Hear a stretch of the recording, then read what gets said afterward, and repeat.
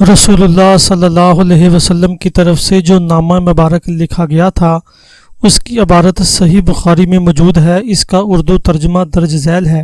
اللہ کے بندے اور اس کے رسول صلی اللہ علیہ وسلم کی جانب سے ہرقل عظیم روم کی طرف، اس شخص پر سلام جو ہدایت کی پیروی کرے، تم اسلام لے آؤ سلامت رہو گے، اسلام لاؤ اللہ تمہیں تمہارا اجر 2 بار دے گا، اور اگر تم نے روگردانی کی تو تم پر اریسیوں رعایا کا بھی گناہ ہوگا۔ اے اہل کتاب، ایک ایسی بات کی طرف آؤ جو ہمارے اور تمہارے درمیان یکساں ہے، اور وہ یہ کہ ہم اللہ کے سوا کسی اور کی عبادت نہ کریں، اس کے ساتھ کسی چیز کو شریک نہ کریں، اور اللہ کے بجائے ہمارا بعض کو رب نہ بنائے۔ پس اگر لوگ رخ پھیریں تو کہہ دو کہ تم لوگ گواہ رہو، ہم مسلمان ہیں۔ ہرقل نے اس نامہ مبارک کی بڑی قدر کی، اسے چوما، آنکھوں سے لگایا، خوشبو میں بسایا اور ایک چمڑے میں محفوظ کر لیا۔ اس وقت بھی استنبول کے عجائب گھر میں جو نامہ مبارک محفوظ ہے وہ غالباً یہی مکتوب گرامی ہے۔ بہرحال کتابوں میں اس نامہ مبارک کی جو تصاویر ہیں وہ ہرقل کو لکھے گئے نامہ مبارک ہی کی ہیں۔ ہرقل نے داہیہ کلبی کی بھی بڑی عزت کی، انہیں مال اور پرچہ جات سے نوازا، اپنے فوجیوں کو حکم دیا کہ جب تک یہ ہماری حدود میں ہیں اس وقت تک ان کی مکمل حفاظت کی جائے۔ اب ہرقل نے اپنے خاص آدمیوں کو بلوایا اور کہا کہ جاؤ کسی ایسے عربی اور قریشی کو تلاش کرو جو ان دنوں اس علاقے میں آیا ہوا ہو، تاکہ میں اس سے اللہ کے رسول صلی اللہ علیہ وسلم کے بارے میں معلومات حاصل کر سکوں۔ چنانچہ انہیں غزہ میں ابو سفیان اور ان کے قافلے کے دیگر افراد مل گئے جو ان دنوں تجارت کے لیے یہاں آئے ہوئے تھے۔ انہیں فوراً اہلیہ بیت المقدس میں ہرقل کے شاہی محل میں پیش کیا گیا۔ ہرقل نے دربار سجایا ہوا تھا۔ اس وقت اس کے ارد گرد روم کے بڑے بڑے لوگ بیٹھے تھے، ان میں کئی ایسے بھی تھے جو عربی زبان سے واقف تھے۔ بہرحال ترجمان کی وساطت سے گفتگو کا آغاز ہوا۔ ہرقل تخت شاہی پر بیٹھا ہوا تھا، اس کے سر پر تاج چمک رہا تھا۔ اس نے وفد کو بلایا اور پوچھا کہ تم میں اس شخص کا جو اپنے آپ کو نبی کہتا ہے سب سے زیادہ قریبی رشتہ دار کون ہے؟ ان لوگوں میں سوائے ابو سفیان کے بنو عبد مناف میں سے کوئی نہیں تھا، اس لیے ابو سفیان نے کہا کہ میں اس کا سب سے زیادہ قریب النسب ہوں۔ ہرقل نے پوچھا تمہارا اس سے کیا رشتہ ہے؟ ابو سفیان نے کہا کہ وہ میرے چچا کا بیٹا ہے۔ ہرقل نے کہا کہ ابو سفیان کو میرے قریب لاؤ اور اس کے ساتھیوں کو اس کے پیچھے کھڑا کر دو۔ اب اس نے ترجمان سے کہا کہ ابو سفیان کے پیچھے جو لوگ کھڑے ہیں ان سے کہو کہ میں ابو سفیان سے اس نبی کے بارے میں سوالات کروں گا۔ اگر ابو سفیان جھوٹ بولے تو تم اسے ٹوک دینا اور کہہ دینا کہ یہ جھوٹ بول رہا ہے۔ ابو سفیان کہتے ہیں کہ اللہ کی قسم، اگر مجھے یہ خوف لاحق نہ ہوتا کہ لوگ میرے اوپر جھوٹ بولنے کا الزام لگائیں گے تو میں یقیناً اللہ کے رسول صلی اللہ علیہ وسلم کے بارے میں غلط بیانی سے کام لیتا۔ یہاں یہ بات ہمیشہ یاد رکھنے کی ہے کہ ہر زمانے میں معززین اور شرفاء کے نزدیک جھوٹ بولنا نہایت مکروہ بات رہی ہے، اور اس گھنونی عادت کو ہر دور میں نفرت اور مذمت کے قابل سمجھا گیا ہے۔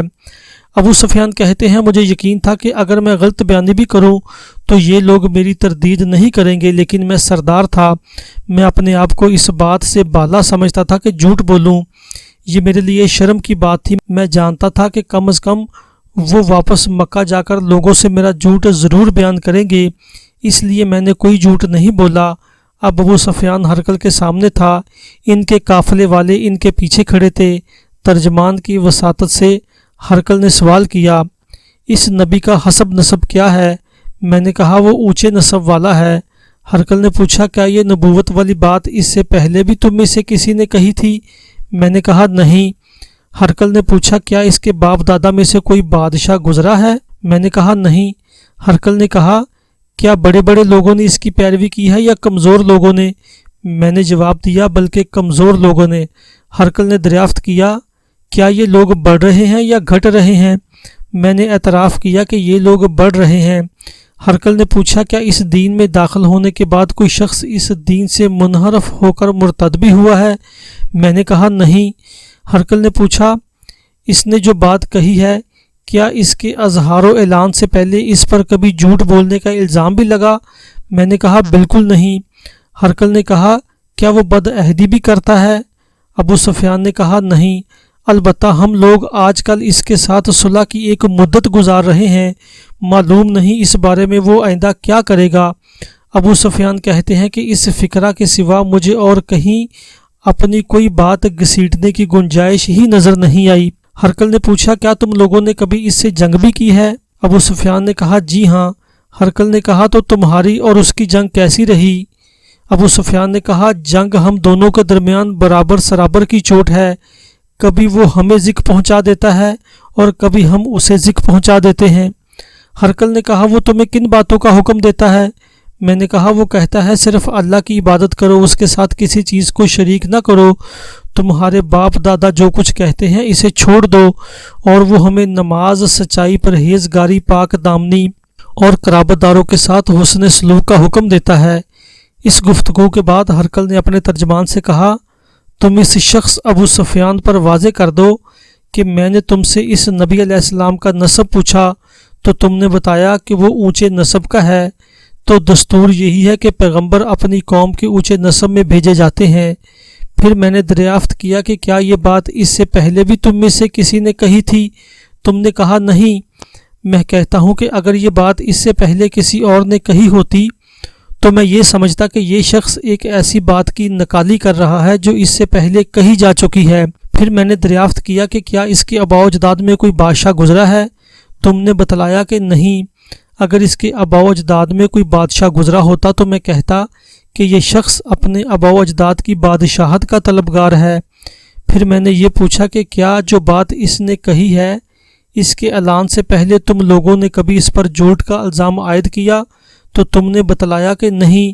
میں اچھی طرح جانتا ہوں کہ ایسا ہرگز نہیں ہو سکتا کہ وہ لوگوں پر تو جھوٹ نہ بولے مگر اللہ پر جھوٹ بولے۔ میں نے یہ بھی دریافت کیا کہ بڑے لوگ اس کی پیروی کر رہے ہیں یا کمزور لوگ؟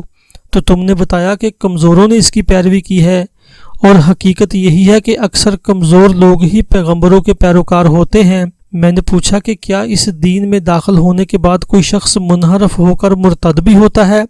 تو تم نے بتلایا کہ نہیں، اور حقیقت یہی ہے کہ ایمان کی بشاشت جب دلوں میں پیوست ہو جاتی ہے تو ایسا ہی ہوتا ہے۔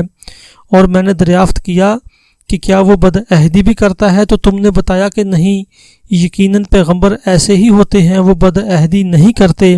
میں نے یہ بھی پوچھا کہ وہ کن باتوں کا حکم دیتا ہے؟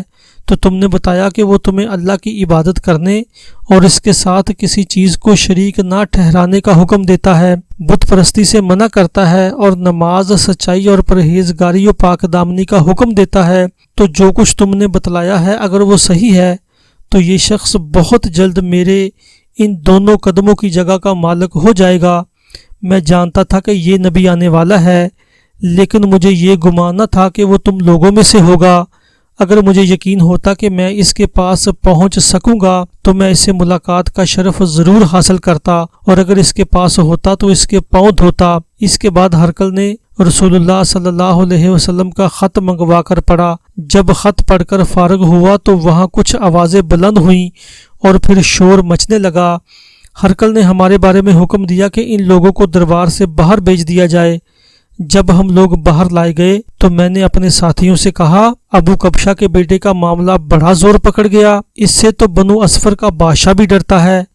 اس کے بعد مجھے برابر یقین رہا کہ رسول اللہ صلی اللہ علیہ وسلم کا دین غالب آ کر رہے گا، یہاں تک کہ اللہ نے میرے سینے میں اسلام کو جاگزی کر دیا۔ یہ کیسر پر نبی صلی اللہ علیہ وسلم کے نام مبارک کا وہ اثر تھا جو اس نے قبول کیا اور جس کا مشاہدہ ابو سفیان نے کیا۔ اس نامہ مبارک کا ایک اثر یہ بھی ہوا کہ کیسر نے رسول اللہ صلی اللہ علیہ وسلم کے اس نامہ مبارک کو پہنچانے والے یعنی داہیہ کلبی کو مال اور پرچہ جات سے نوازا، لیکن جب حضرت داہیہ رضی اللہ تعالیٰ عنہ یہ تحائف لے کر واپس ہوئے تو حسمی نامی مقام پر قبیلہ جزام کے کچھ لوگوں نے ان پر ڈاکہ ڈال کر سب کچھ لوٹ لیا۔ حضرت داہیہ مدینہ پہنچے تو اپنے گھر کے بجائے سیدھا رسول اللہ صلی اللہ علیہ وسلم کی خدمت میں حاضر ہوئے اور سارا ماجرا کہہ سنایا۔ تفصیل سن کر رسول اللہ صلی اللہ علیہ وسلم نے حضرت زید بن حارثہ کی سرکردگی میں 500 صحابہ کرام کی ایک جماعت روانہ فرمائی، جہاں تیزی سے پہنچ کر انہوں نے دشمن کا کلا کما کر دیا۔ ویڈیو اچھی لگے تو چینل کو سبسکرائب کریں تاکہ مزید اچھی ویڈیوز بنانے کے لیے ہمیں حوصلہ افزائی ملتی رہے۔